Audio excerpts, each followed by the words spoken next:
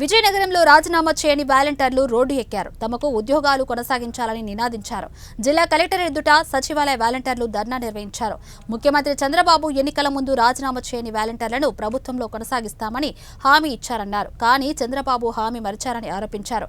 తక్షణమే ఉద్యోగాలు కొనసాగించేలా చర్యలు తీసుకోవాలని కోరారు.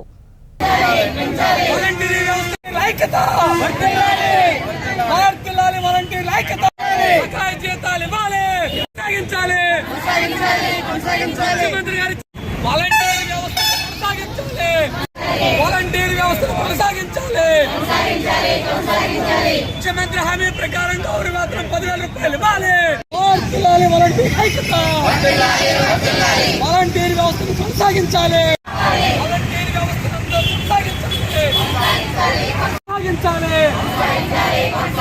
మహాత్మా గాంధీ